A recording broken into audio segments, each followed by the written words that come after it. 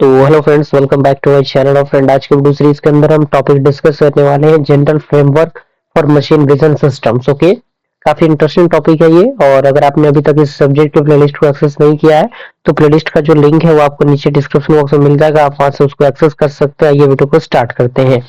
Point कह रहा है कि a machine vision system is a complex combination of hardware and software that allows the computer to interpret and analyze visual informations, usually image or videos, to make the decision or extract meaningful data। यानी जो machine vision है system में वो एक प्रकार का complex combination होता है सॉफ्टवेयर और हार्डवेयर का, जो अलाउ करता है कंप्यूटर को इंटरप्ट करने के लिए और एनालाइज करने के लिए विजुअल इंफॉर्मेशन को, जैसे कि उसके इमेजेस हो गए और ऑडियो वीडियोस हो गए, जो चीजों को डिसीजन लेने के लिए और एग्जैक्ट करने के लिए मीनिंगफुल डेटा के को यूज किया जाता है। Okay, and it involves multiple stages such as image acquisitions, pre processing, analysis, feature extraction, decision making and post processing.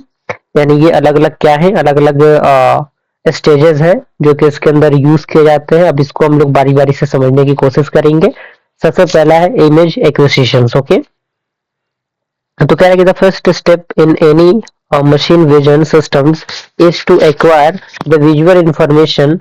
This is usually done through the sensors such as camera और imaging system।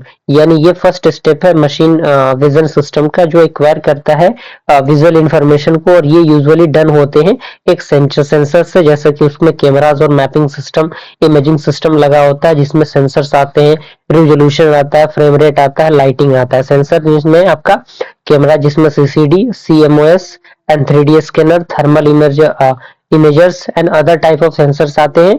Resolutions की हम बात करें तो determining the level of details in the image, यानी जो भी image के लेवल डिटेल्स होते हैं उसको डिटरमाइन करने के लिए। और तीसरा आता है फ्रेम रेट, तो ये the speed at which the image is captured, यानी ये स्पीड होता है जिसपे इमेज जो है वो कैप्चर होता है, जिसमें इंपॉर्टेंट फॉर डायनामिक सेंस की हम बात करते हैं। लाइटिंग की हम बात करें तो control the illuminations is essential to minimise shadowing and enhance the feature extractions. Okay, example यहाँ पे दिया हुआ, industrial inspection systems are high resolution cameras to capture the images of product on a conveyor belt. यानी industry के अंदर बहुत ही ज्यादा high resolution cameras use होते हैं जो चीजों के इमेजेस को अच्छी तरीके से कैप्चर कर पाते हैं। And second is that autonomous vehicles use LiDAR and cameras to capture the environment. यानी इन्वायरमेंट को कैप्चर करने के लिए जो भी व्हीकल्स होते हैं अलग अलग टाइप के कैमरास का यूज करते हैं। दूसरा आपका क्या आता है, पहला आपका ये हो गया, दूसरा आ गया प्री प्रोसेसिंग। इसके अंदर कह रहा है कि when the image is acquired, यानी जब इमेज एक्वायर्ड हो गया तो इसकी प्री प्रोसेसिंग स्टार्ट होती है। तो it needs to be proceed to improve the quality of the data and make it more suitable for analysis। यानी चीजों के, यानी जो भी डेटा कलेक्ट किया गया उसको इम्प्रूव करना, उसकी क्वालिटी को इम्प्रूव करना, जिससे कि अधिक मात्रा में जो एनालिसिस है वो हो सके। And pre processing is often required to remove noise, यानी जो भी नॉइस है उसको रिमूव करने के लिए, एडजस्ट द लाइटिंग कंडीशन, उसके लिए नॉर्मलाइज द इमेज को नॉर्मलाइजेशन के लिए यूज होता है प्री प्रोसेसिंग, जिसमें कि सबसे पहले नॉइज रिडक्शन आता है, उसके बाद नॉर्मलाइजेशन आता है, उसके बाद आपका बिनराइजेशन आता है, उसके बाद एज रिडक्शन आता है। तो नॉर्मलाइजेशन में आपका फिल्टर्स होता है जिसमें आप यहाँ पे देख सकते हैं। तो इसका जो प्रोसीजर है यहाँ पे दिया हुआ है, नॉइस को रिडक्ट करना, उसके बाद उसका नॉर्मलाइजेशन होगा। यानी ये सारी चीजें स्टेप बाय स्टेप चलती रहेंगी, तभी ये सारी चीजें एग्जीक्यूट होंगी। और एग्जांपल भी यहाँ पे दिया हुआ है कि a product in an assembly line is captured with lighting corrections to minimize shadows before being analyzed। Okay, second is that robotics arms must use noise reduction to make the sure is it accurately detect the position of an object। पर ये छोटे छोटे topics हैं, आप खुद से भी समझ सकते हैं। तीसरा प्रोसेस आपका आता है सेगमेंटेशन। तो ये क्या होता है, तो इसमें अंदर पॉइंट करा कि segmentation is the process of dividing the image into the distant regions that are easier to analyse. यानी जो सेगमेंटेशन होता है एक प्रकार का प्रोसेस होता है डिवाइड करने के लिए इमेजेस को अलग अलग जो डिस्टिंक्ट रीजन्स होते हैं उसके लिए, जो इजियली एनालाइज करने में मदद करता है। एंड ये क्या करता है, it allows the machine vision system to separate objects of interest from the background और अदर ऑब्जेक्ट। यानी ये अलाउ करता है मशीन विजन सिस्टम्स को सेपरेट ऑब्जेक्ट को इंटरेक्ट करने के लिए अलग अलग बैकग्राउंड और अलग अलग ऑब्जेक्ट के अकॉर्डिंग। और इसमें सबसे पहले आपका आता है एज बेस्ड सेगमेंटेशन। ये क्या करता है, डिटेक्ट करता है बाउंड्रीज को जो कि बेस्ड होते हैं उसके चेंजेस इन पिक्सल इंटेंसिटी पे। और दूसरा आता है रीजन बेस्ड सेगमेंटेशन, जो क्या करता है, divide the image into the region based on similarity, यानी ये इमेजेस को डिवाइड करता है उसके सिमिलैरिटीज पे, और सिमिलैरिटी में जैसे कि उसके कलर हो गए, उसके टेक्सचर्स हो गए, उसकी इंटेंसिटी हो गई, उसके अकॉर्डिंग। तीसरा पॉइंट आता है वाटरशेड एल्गोरिथम। इसके अंदर क्या रहा कि separate object based on the concept of fluid film, यानी ये जो आपका ऑब्जेक्ट होता है वो सेपरेट होता है, जो कि कंसेप्ट होता है फ्लूइड फिल्म का, उसके अकॉर्डिंग ये काम करता है। जैसे use for more complex segmentation task, यानी जो भी कॉम्प्लेक्स जो सेगमेंटेशन टास्क होते हैं उसके लिए इसका यूज होता है।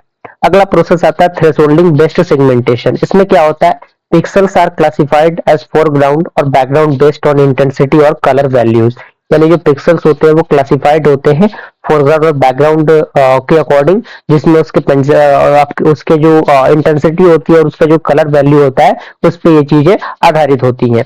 उसके बाद लास्ट आता है क्लस्टरिंग। क्लस्टरिंग का मतलब होता है ग्रुपिंग। इसमें कह रहा है कि टेक्निक्स लाइक के मीन्स और means of clustering are used to group similar pixels into segment. और इसका जो एग्जांपल है, एग्जांपल भी रियल लाइफ एग्जांपल दिया हुआ है। सारी चीजों को आप लिखते चलिएगा, नोट्स को बनाते रहिएगा। चौथा आपका आता है फीचर एक्सट्रैक्शन। इसके अंदर कह रहा है कि feature extraction is the process of identifying key characteristics और properties of the segmented regions और ऑब्जेक्ट, यानी जो की फीचर्स आता है, फीचर्स एक्सट्रैक्शन है एक प्रकार का प्रोसेस है जो आइडेंटिफाई करता है की कैरेक्टरिस्टिक्स को और प्रॉपर्टीज ऑफ सेगमेंट्स को जो कि रीजन और ऑब्जेक्ट के अकॉर्डिंग होते हैं। ये जो फीचर्स होते हैं, these features are used to describe object shape, textures, colours and other properties for further analysis, organisation और रिकॉग्निशन। यानी ये जो फीचर्स होते हैं इनका हम यूज करते हैं डिस्क्राइब करने के लिए ऑब्जेक्ट के शेप को, उसके टेक्सचर्स को, उसके कलर्स को, और भी जो अदर प्रॉपर्टीज होती है जो कि फर्दर एनालिसिस और रिकॉग्निशन के लिए यूज होती है। जिसमें सबसे पहले आपका आता है ज्योमेट्रिक फीचर्स, जिसमें shape, area, perimeter, aspect ratio, compactness, ये सारी चीजें आती हैं। दूसरा आता है टेक्सचर फीचर, जिसमें statistical properties of pixel intensity आता है। तीसरा आता है कलर फीचर्स, इसमें आपका आता है हिस्टोग्राम और colour movements that describe the colour distribution in an image. उसके बाद आपका आता है टोपोलॉजिकल फीचर्स, देन उसके बाद बाउंड्री फीचर्स, उसके बाद आपका एज फीचर्स। और हर फीचर्स के अंदर एक छोटे छोटे पॉइंट्स मेंशन किए गए हैं और इसका जो एग्जांपल दिया हुआ है। पांचवा आपका आता है क्लासिफिकेशन एंड रिकॉग्निशन। इसके अंदर कह रहा है कि वन द फीचर्स आर एग्जिक्टेड, यानी जब आपका फीचर एग्जिक्ट हो जाता है। और देख सकते हैं आप सारे स्टेप एक एक बाई एक एक, यानी स्टेप बाय स्टेप सारे जो टॉपिक्स हैं वो काम कर रहे हैं, क्योंकि जब तक एक टॉपिक कंप्लीट नहीं होगा दूसरे टॉपिक के तरफ हम लोग मूव नहीं करेंगे। तो क्लासिफिकेशन और रिकॉग्निशन इसका अंतर आता है, जो कि एब्स्ट्रैक्ट के बाद आपका यूज होता है। और जो नेक्स्ट स्टेप होता है is to classify or recognize the object based on the features, and this can involve the various algorithm depending on the application। इसमें मशीन लर्निंग आता है, डीप लर्निंग आता है, टेम्पलेट मैचिंग आता है, क्लस्टर एनालिसिस आता है, और इसके अंदर छोटे छोटे पॉइंट्स दिए गए हैं और इसका एग्जांपल भी दिया गया है। छठा आपका आता है डिसीजन मेकिंग, यानी जैसे ही ये प्रोसेस कंप्लीट होता है, यानी क्लासिफिकेशन और रिकॉग्निशन जैसे ही कंप्लीट होगा हम लोग मूव करेंगे किसमें, डिसीजन मेकिंग पे। डिसीजन मेकिंग काफी इंपॉर्टेंट फंडामेंटल बन जाता है। तो इसके अंदर कह रहा है कि decision making involves interpreting the result of the classification और recognition process and taking action based on that information, यानी जो भी मतलब एक्शन को परफॉर्म करने का जो काम करता है, जो डिसीजन को लेने में जो मदद करता है वो इसके अंदर यूज होता है, जिसमें थ्रेशोल्डिंग आता है, कंट्रोल सिस्टम आता है, फीडबैक लूप आता है, और इसका जो एग्जांपल भी दिया हुआ है। इसके बाद जैसे डिसीजन मेकिंग वाला पार्ट कंप्लीट होगा, अगला जो आएगा वो आएगा पोस्ट प्रोसेसिंग। इसके अंदर कह रहा है कि post processing involves handling the result after decision making step, यानी ये जो रिजल्ट आपका होता है जब डिसीजन मेकिंग स्टेप कंप्लीट होता है उसके बाद जो रिजल्ट होता है उनको हैंडल करने के लिए इसका यूज होता है। And it includes the visualisation, output generation and the communication of the result. Okay, यानी ये जो विजुअलाइजेशन होता है इसके अंदर काम करता है, और जो आपका आउटपुट जनरेशन होता है वो काम करता है इसके अंदर। और इसमें रिजल्ट विजुअलाइजेशन आता है, डेटा लॉगिंग आता है और रिपोर्टिंग आता है, और इसका जो एग्जांपल है दिया हुआ है। आठवां नंबर आपका आता है सिस्टम इंटीग्रेशन एंड फीडबैक। इसके अंदर हम बात करें तो the machine vision system often interact with the other system and feedback from the system can lead to adjustments. Okay, और इसके अंदर इंटीग्रेशन आता है एंड फीडबैक आता है, यानी फीडबैक वाला प्रोसेस, क्योंकि कोई भी अगर आप किसी एप्लीकेशन को यूज कर रहे होंगे या फिर कोई भी चीजें वहां पे फीडबैक का सिस्टम दिया रहता है, तो सारी चीजें आपके सामने ऑलरेडी मेंशन की गई रहती हैं। ओके, तो इसी के साथ ये टॉपिक भी हमारा कंप्लीट होता है। मिलते हैं अगले वीडियो में, तब तक के लिए थैंक यू।